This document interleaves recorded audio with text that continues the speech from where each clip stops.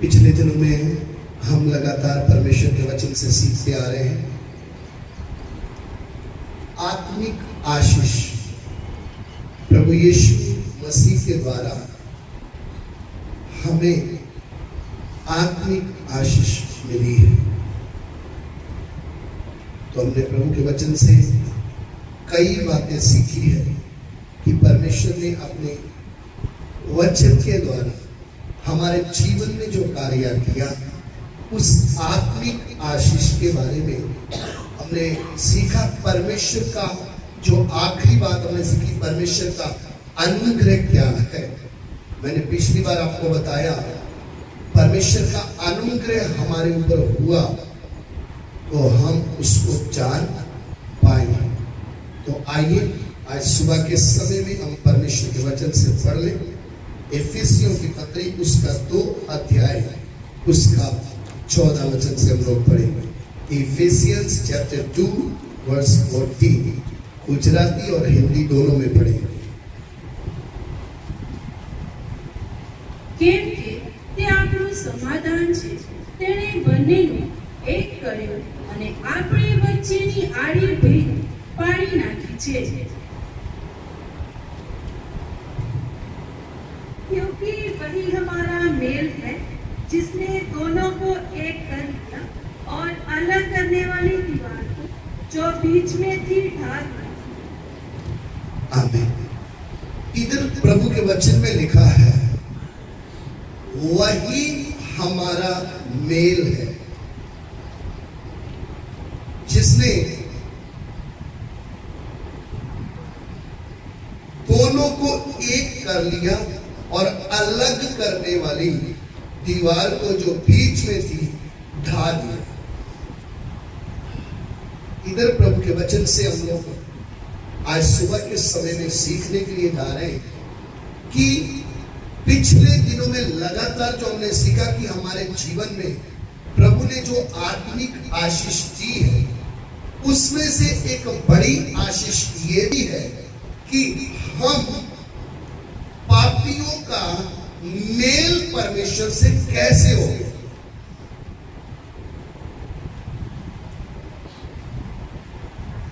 इधर परमेश्वर का वचन जब हम सुनते हैं या पढ़ते हैं, ध्यान से समझे। परमेश्वर के साथ एक पापी व्यक्ति का मेल किसने करवाया। गुजराती में वो शब्द समाधान शब्द है,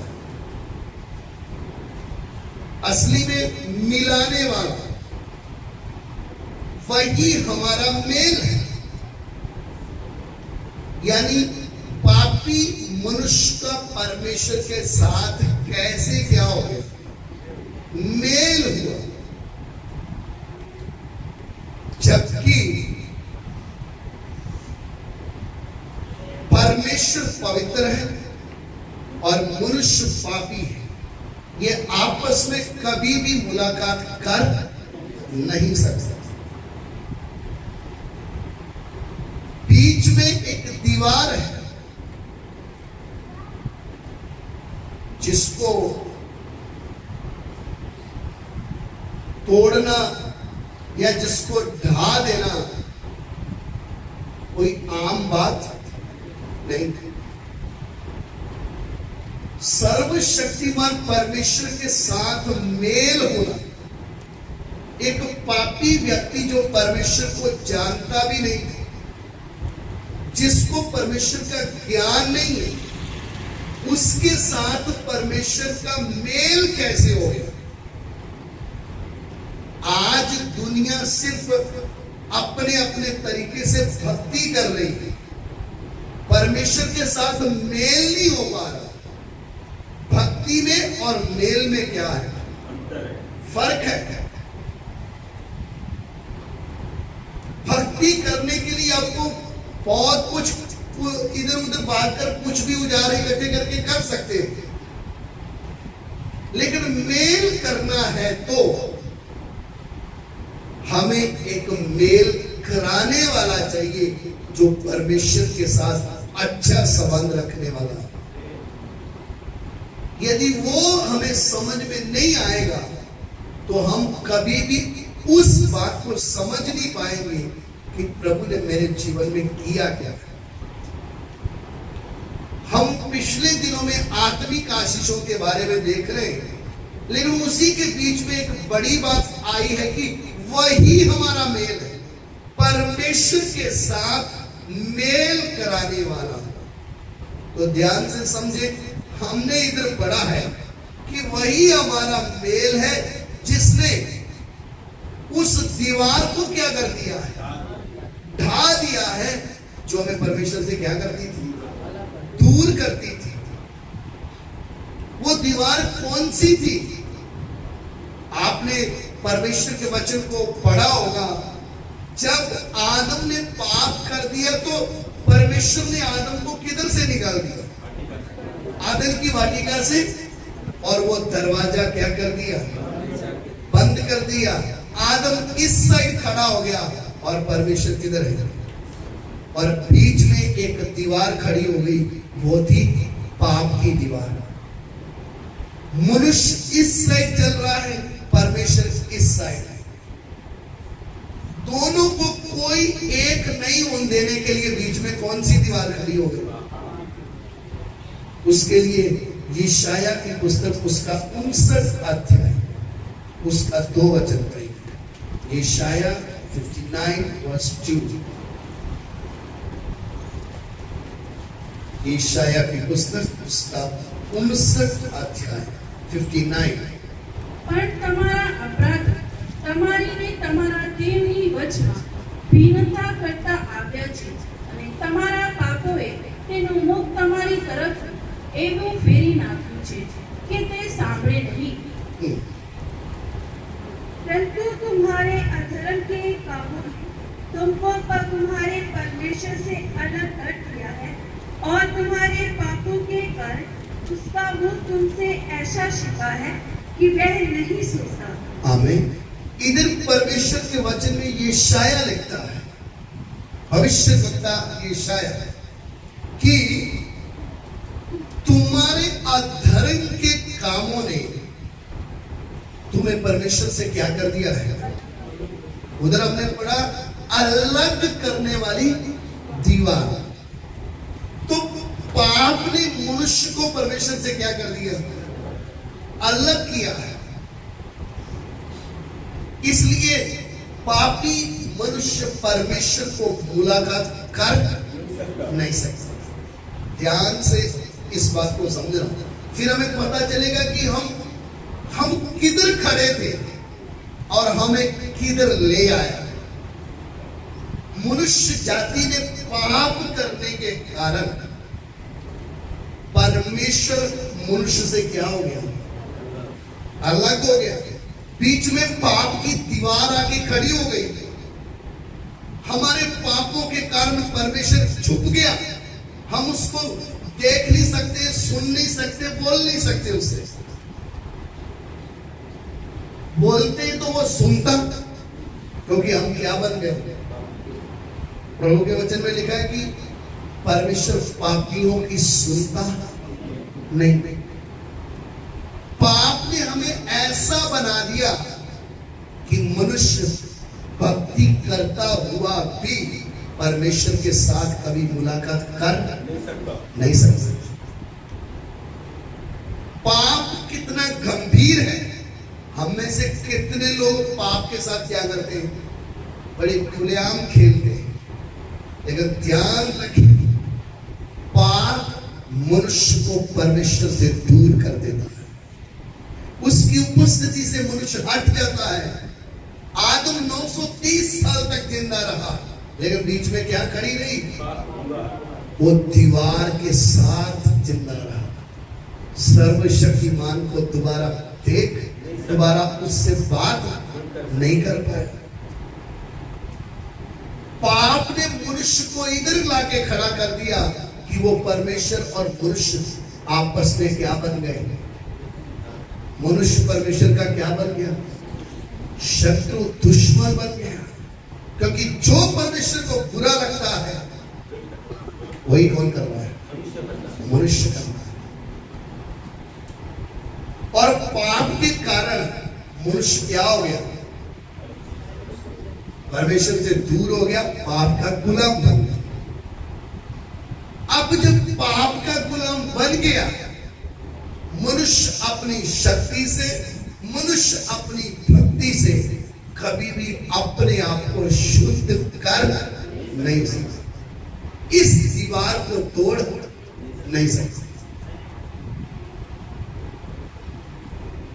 अभी अगर हम एक मनुष्य की बात करें कि ये दीवार को क्या करना है, संभव है नहीं, हथौड़ा इस्तेमाल करना है, नहीं कुछ करना है, तो खुद इसको क्या करें, तोड़ दे। ये तो सीमेंट की दीवार है तो भी टूटेगी नहीं, वो तो पाप की दीवार है जो मनुष्य अपनी ताकत से कभी क्या नहीं कर सकता। और मनुष्य को जब परमेश्वर दिखाई नहीं दे रहा, जब परमेश्वर के साथ का कोई संबंध रहा नहीं, तब मनुष्य ने भक्ति के रास्ते अपनाने शुरू। शायद सुबह उठकर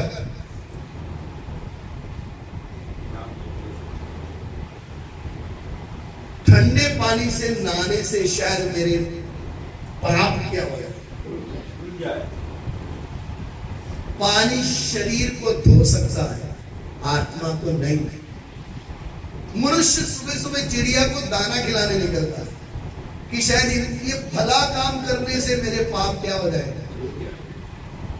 चिड़िया को नहीं मालूम आप कौन हो, उसको किससे मतलब है, उस पे आपका नाम नहीं लिखा है, और वो आपको आके नहीं बोलेगी तेरा बहुत बहुत धन्यवाद। उसको तो चाहिए कहीं से भी, आप नहीं खिलाओगे तो कोई और खिलाएगा, और जो नहीं खिला रहे उनके पाप का क्या फिर? पूरी दुनिया तो नहीं खिला रही। मनुष्य नंगे पांव चल रहा है, कहीं मेरे पांव के नीचे आके चींटी मर ना जाए, इसलिए क्या नहीं पहन रहा, चप्पल नहीं पहन रहा कि शायद क्या ना मर जाए चींटी। ये पाप की दीवार के इस पार के काम है कि मनुष्य अपनी बुद्धि से अच्छे कर्म करेगा तो इसको अच्छा फल किधर? इसी पृथ्वी में अच्छे कर्म किए, इसी पृथ्वी में क्या मिल गया? फल तो मिल गया। लोगों ने बोल दिया ये भाई बहुत अच्छा है, ये बहन बहुत अच्छी है, बहुत दान पुण्य करती है, बहुत अच्छे तरीके से भले काम करते हैं। पाप मनुष्य को परमेश्वर से अलग करके अपनी गुलामी कराने लगा। दुनिया सर्वशक्तिमान सृष्टिकर्ता परमेश्वर को जान ही नहीं पा रही, क्योंकि आगे तो दीवार है, दीवार के इस पार सब काम चल रहे हैं। और सर्वशक्तिमान परमेश्वर मनुष्य को देख रहा है, ये कब मेरे पास वापस क्या करेगा, लौट कर आएगा, कब ये मेरे साथ मुलाकात करेगा।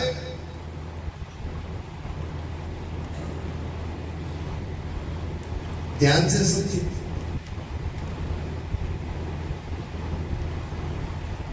तब सर्वशक्तिमान परमेश्वर ने बीच बीच में मनुष्य से बात करना क्या किया, शुरू किया। जब बात करना शुरू किया तो परमेश्वर का प्लान, परमेश्वर की योजना देखिए। परमेश्वर ने जो आदम के लिए पूर्व की तरफ से दरवाजा बंद कर दिया था, आगे चलकर परमेश्वर ने एक व्यक्ति अब्राहम को चुना। उस अब्राहम के द्वारा परमेश्वर ने एक जाति को पैदा किया, एक जाति को खड़ा किया, जिसको हम क्या कहते हैं, इज़राइल। उनको बोला मैं तुम्हारे बीच में निवास करना चाहता हूं, मेरे लिए क्या बनाया जाए, एक पवित्र स्थान बनाया जाए। और मूसा के द्वारा उस पवित्र स्थान को क्या किया गया, बनाया गया। जब पवित्र स्थान बनाया गया, उसमें भी परमेश्वर ने नियम और कानून दे दिए। आप इफिसियों की पत्री जब उसका 15 वचन 2 का 15 पढ़ेंगे तो उसमें आपको मिलेगा। સલાહ કરીને પોતાનામાં તે બેનું એક નવો માણસ કરવાને 15 पूरा नहीं पढ़े, पढ़िए तो फिर गुजराती में। સલાહ કરીને પોતાનામાં તે બેનું એક નવો માણસ કરવાને आगे भी અને બધા સ્તંભ ઉપર વેરીને મારી નાખીએ એ દ્વારા એક શરીરમાં દેવની સાથે બંનેનું સમાધાન કરવાની તેણે પોતાની દેહથી વિધિઓ સમાયેલી આજ્ઞાઓ સાથેના નિયમ શાસ્ત્ર રૂપે વેરીને નાબૂદ કર્યો। हाँ, ये शब्द गुजराती में 16 में आया है, 15 में नहीं, हिंदी में पढ़ेंगे। और अपने शरीर में पैर अर्थात वह व्यवस्था जिसकी आज्ञाएं विधियों की रीति परथी मिटा दिया और दोनों से अपने में एक नया मनुष्य उत्पन्न करके मेल करा दिया। अब ध्यान से समझे। पहली बात हमने पढ़ी कि हमें परमेश्वर मनुष्य जाति को परमेश्वर से अलग करने वाली ये क्या है? एक पाप की दीवार है। अब अगली बात हमने क्या पढ़ी है कि और अपने शरीर में बैर अर्थात वह व्यवस्था जिसकी आज्ञा विधि की रीति परथी मिटा दिया। अब ध्यान से समझे, परमेश्वर ने मनुष्य से बात किया, अपने लिए मनुष्य को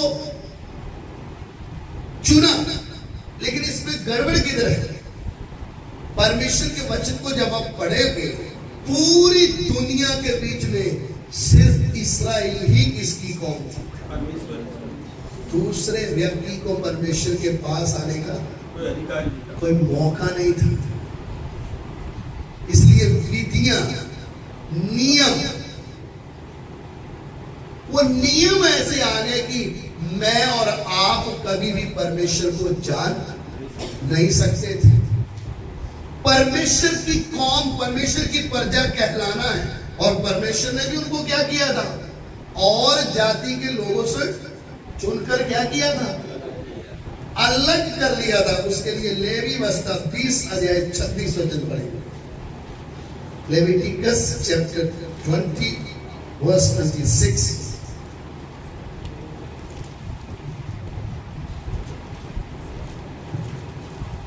અને તમે પવિત્ર લોક થાઓ કેમ કે હું યહોવા પવિત્ર છું ને મેં તમને વિદેશીઓથી અલગ કર્યા છે માટે તમે મારા થાઓ। तुम मेरे लिए पवित्र बने रहना, क्योंकि मैं यहोवा स्वयं पवित्र हूँ और मैंने तुमको और देशों के लोगों से इसलिए अलग किया है कि तुम निरंतर मेरे ही बने रहो। ध्यान से समझो, मैंने तुम्हें और देश के लोगों से इसलिए अलग किया है कि तुम निरंतर, ये गुजराती में निरंतर शब्द नहीं आया है, निरंतर बने रहो। कभी कभी मेरा बनने की जरूरत, मैंने तुम्हें, ध्यान से लाइन समझे, प्रभु कहता है मैंने तुम्हें और देशों के लोगों से इसलिए अलग किया कि तुम निरंतर, यानी इस्राएल के अलावा परमेश्वर की प्रजा और कोई हो ही नहीं सकते थे। सिर्फ इस्राएल को यह मौका मिला कि वो परमेश्वर की निज प्रजा बन जाए। हमारे सामने विधियां, नियम आ गए, तुम ऐसे हो, तुम अन्य जाति हो, तुम परमेश्वर के पास आ नहीं सकते थे। आप जब उस मिलाप के तंबू को देखेंगे जो परमेश्वर ने इस्राएलियों के बीच में बनाने के लिए बोला, 3 भाग थे, आंगन था, पवित्र स्थान था और अति पवित्र स्थान था। याजक सेवा करते थे, महायाजक साल में एक बार पवित्र महापवित्र स्थान में जाता। फिर लेवी फिर इस्राएली की औरतें, ऐसे करके हमें तो बहुत दूर और दूर शावनी रहती थी। हम आसपास भी उसके आ नहीं सकते थे। पाप तो है ही, लेकिन इस्राएल को मौका मिलने के बाद भी हमें कोई मौका इस दुनिया में नहीं है। परमेश्वर खुद लिख के दिया, मैंने और देश के लोगों से तुम्हें इसलिए अलग कर लिया कि तुम निरंतर किसके बने रहो, मेरे बने रहो। उसके साथ साथ एक और वचन पढ़े, 2 शमूएल 7 अध्याय उसका 23 वचन से पढ़े। दाऊद इधर प्रार्थना करते समय इस्राएल के बारे में क्या लिखता है? 2 शमूएल chapter 7 verse 23, 2 शमूएल उसका 7 अध्याय 23 वचन।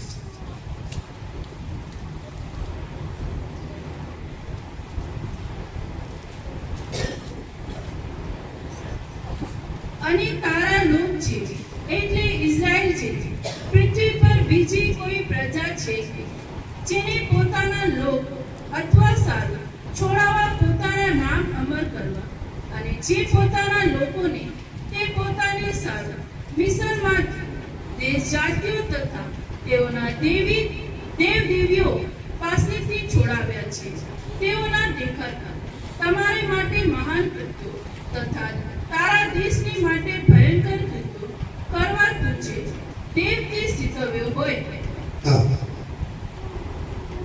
फिर तेरी प्रजा इस्राएल में भी तुल्य कौन है? बोलता तेरी प्रजा इस्राएल के तुल्य और कौन है? वे तो पृथ्वी भर में एक ही जाति, ध्यान से समझे, पृथ्वी भर में एक ही क्या है?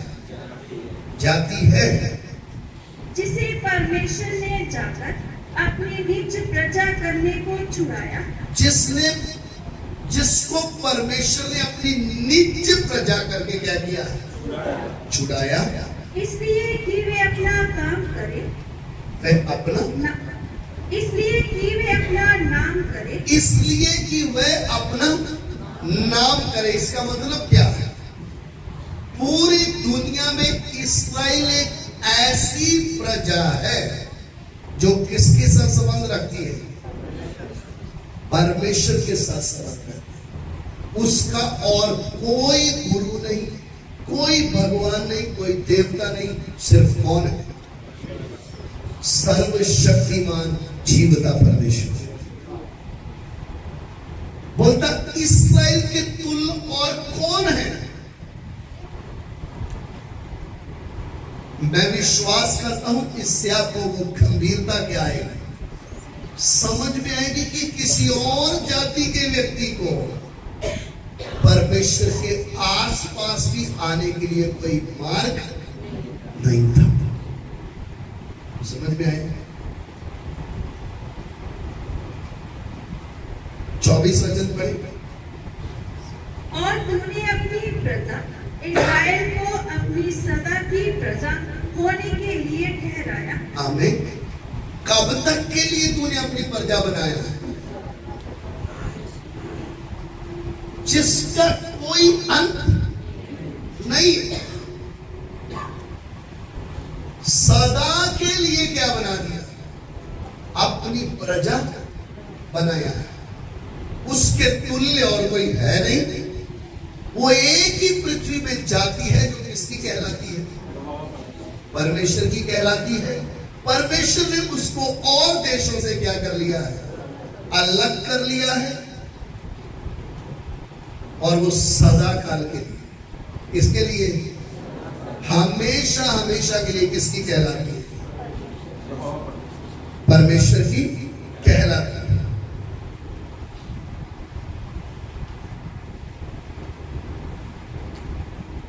ठीक है, 25 वचन पढ़ ले। अब हे यहोवा परमेश्वर, तूने जो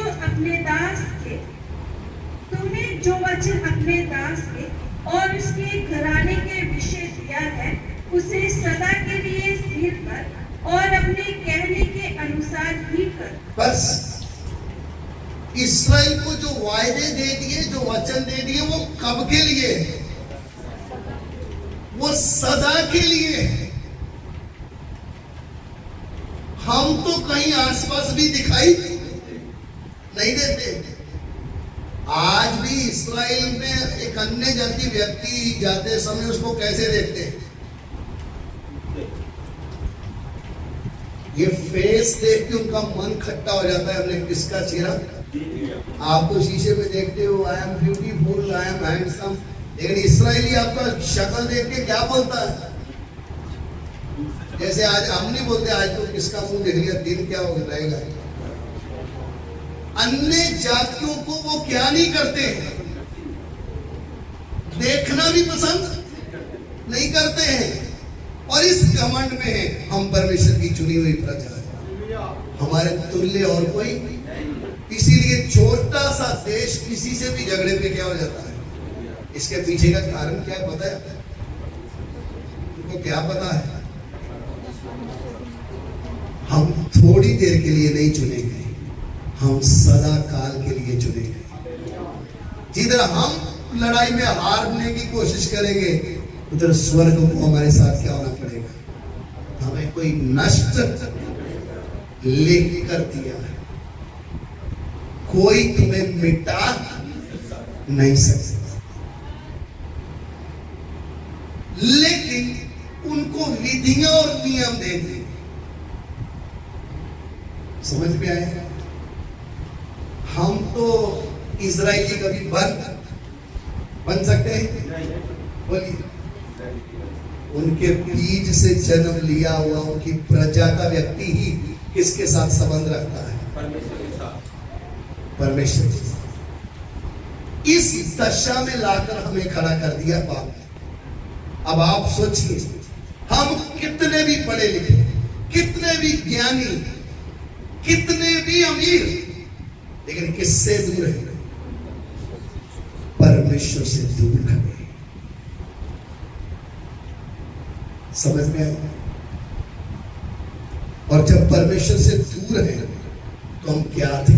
एफेसियों की पत्री में वापस आए तो का क्या है? એ માટે યાદ રાખો કે તમે પહેલા દેશ સંબંધી વિદેશી હતા અને દેશ સંબંધી હાથે કરેલી સુન્નતવાળા તમને બેસુન્નતી કરતા હતા। તે સમયે તમે ખ્રિસ્ત રહી ઇઝરાયેલના પ્રજાપણના હક વગરના તથા આપેલા વચનના કરારથી પારકા જગતમાં આશા રહી તથા દેવના વગરના હતા। बस हिंदी में पढ़ ले। इस कारण स्मरण करो कि तुम जो शारीरिक रीति से अन्य जाति हो और जो लोग शरीर में हाथ की की हुई खतने से खतने वाले कहलाते हैं, वे तुमको खतना रहित कहते हैं। तुम लोग उस समय मसीह से अलग और इज़राइल की प्रजा के पद से अलग किए हुए और प्रतिज्ञा की वाचाओं के बाकी ना थे और आशाहीन और जगत में ईश्वरीय रहत थे। बस इस्राएल और हम में फर्क किधर था?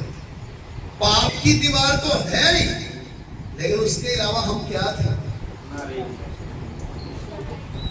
अन्य जाति। सबसे पहले हम क्या थे? नंबर 2 खतना रहित। नंबर 3 मसीह से अलग। नंबर 4 इस्राएल की प्रजा के पद से अलग किए हुए, प्रतिज्ञाओं की वाचाओं के भागी ना थे, आशाहीन और जगत में ईश्वर। हम तो चले अपनी भक्ति कर रहे, लेकिन हम आशाहीन, परमेश्वर से रहे। अब भी जब मुड़कर देखोगे तो ऐसा है, तो कितने लोग आज परमेश्वर से क्या है? पाप की दीवार की छाया में वो क्या कर रहे हैं? भक्ति, अच्छे कर्म, सब कुछ कर रहे हैं। हमारे पास तो कोई आशा है ही? क्या थी आशा? हमारे पास आशा क्या थी पता? मरने के बाद क्या बनना है? दूसरे जन्म में क्या बन जाएंगे? कोई गाय बन जाएगा, कोई घोड़ा बन जाएगा, कोई कुत्ता बन जाएगा, कोई चूहा बन जाएगा, कोई मुर्गा बन जाएगा, कोई मुर्गी बन जाएगी। समझ में आया?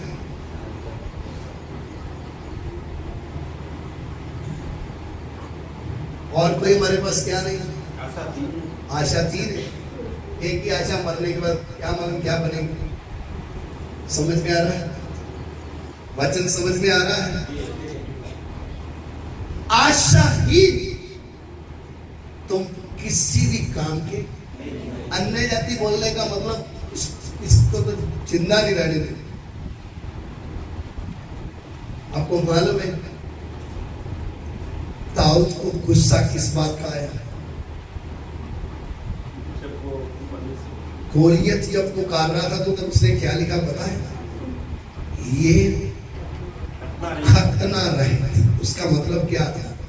हम परमेश्वर के कहलाते हैं। ये कौन है जो इस्राएल के दलों का परमेश्वर को ललकार रहा है? वो खून खोलता था उसका, उसके ऊपर जो परमेश्वर का अभिषेक था ना, वो उसको चैन से बैठने। बोलने का मतलब मेरी और आपकी दशा क्या थी, लेकिन हमारे जीवन में प्रभु ने किया क्या? रोमियो की पत्री 5 अध्याय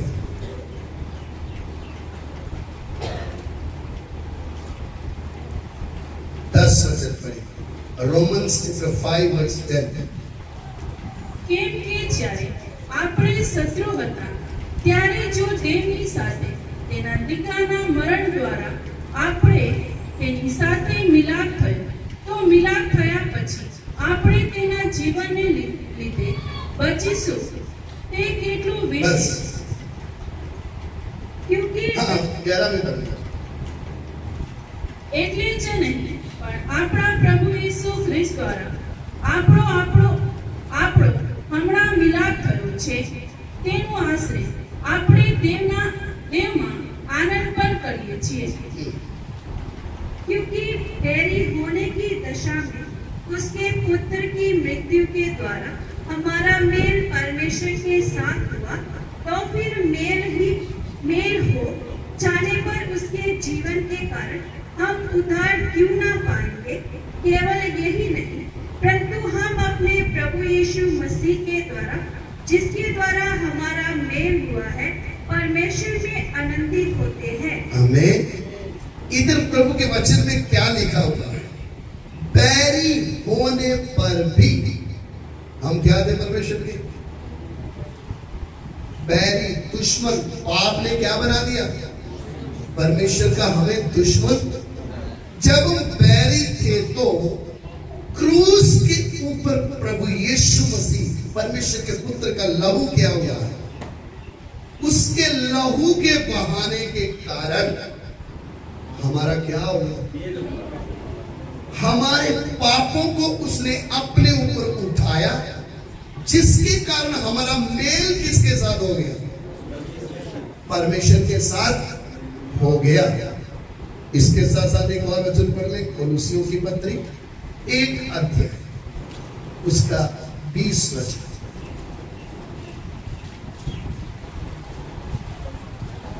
અને તેના વધસ્તંભ લોહીથી શાંતિ કરેલી તેની મારફતે તે પોતાની સાથે સગડાનું સમાધાન કરાવે છે, પછી તે પૃથ્વી પર ના હોય કે આકાશમાં ના હોય।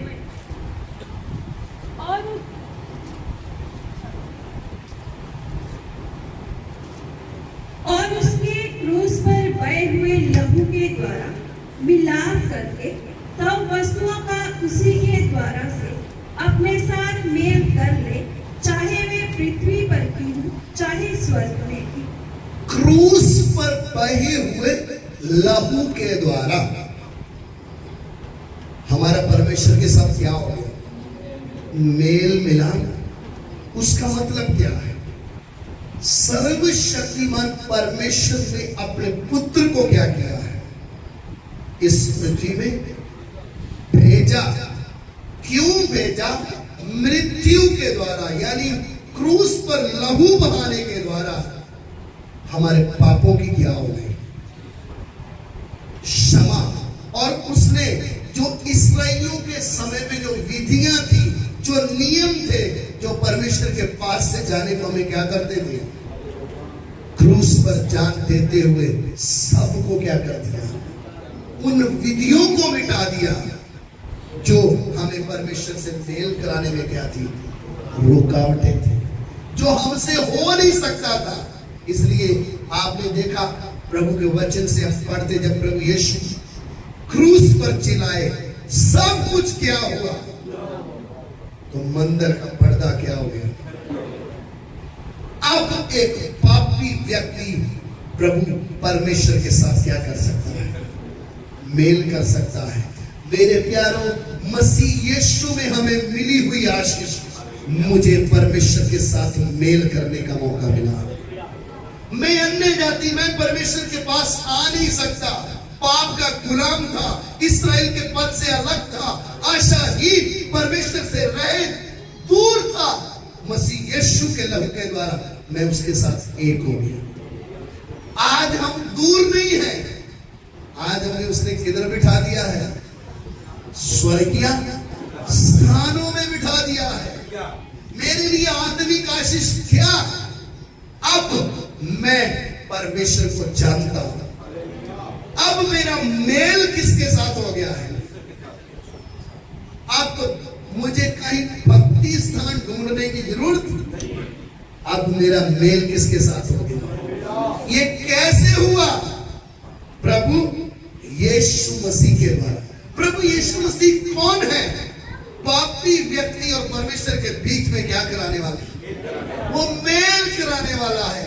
पापी व्यक्ति, अब तुझे कोई आशा नहीं थी, कोई तुझे मेल कराने वाला नहीं था। प्रभु यीशु मसीह ने आकर तेरा क्या करवा दिया? पिता से मेल, और हमारी जिंदगी को क्या कर दिया? अब हम क्या नहीं रहे? अब हम पापी नहीं है। जिस व्यक्ति ने प्रभु यीशु मसीह के ऊपर विश्वास कर लिया, उसके सारे पाप क्या कर दिए गए? मिटा दिए गए। अब हम ना पाप के गुलाम, ना व्यवस्था के गुलाम हैं। अब हम प्रभु यीशु मसीह के द्वारा, उसके लहू के द्वारा शुद्ध होके परमेश्वर के साथ मेल कर लिया। अब हमें किसी और की जरूरत नहीं है। अब हम किसी को ढूंढने भी जाते, पहले जाते थे, अब नहीं जा रहे। क्यों? अब हमारा मेल किसके साथ हो गया? समझ में आए? अब जब परमेश्वर के साथ मेल हुआ है, इस मुलाकात को कितना गंभीरता से रखना है। प्रभु, मैं कभी भी तेरे से अलग ना हो जाऊं। प्रभु, कोई भी बात, कोई भी इच्छा, कोई भी अभिलाषा, कोई भी पाप का काम मुझे तेरे से क्या ना कर दे, अलग ना कर दे। तेरे साथ मुलाकात करने का एक मौका मुझे मिला है। हर बार प्रभु यीशु क्रूस पर नहीं चलेगा, हर बार वो आपका मेल कराने आएगा नहीं। उसने एक ही बार क्रूस के ऊपर अपना लहू बहाकर हमें पिता से क्या कर दिया? मिला दिया। इसलिए हम क्या गाते हैं?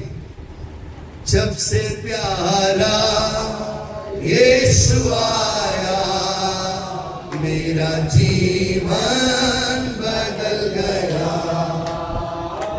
जब से प्यारा यीशु आया, मेरा जीवन बदल गया। जब से मैंने उसे पाया, मेरा जीवन बदल गया। जब से मैंने उसे पाया, मेरा जीवन बदल गया। इस जहां की गंदगी से मुझे छुड़ाया। इस जहां की गंदगी से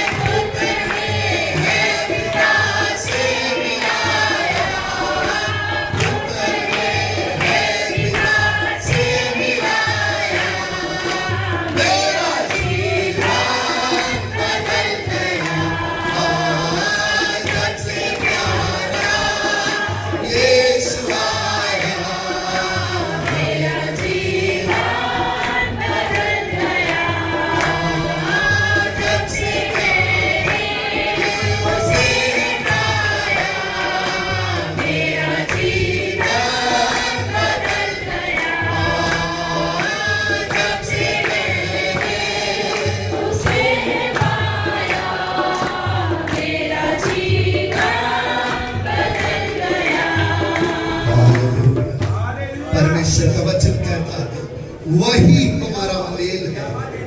उसने पापी व्यक्ति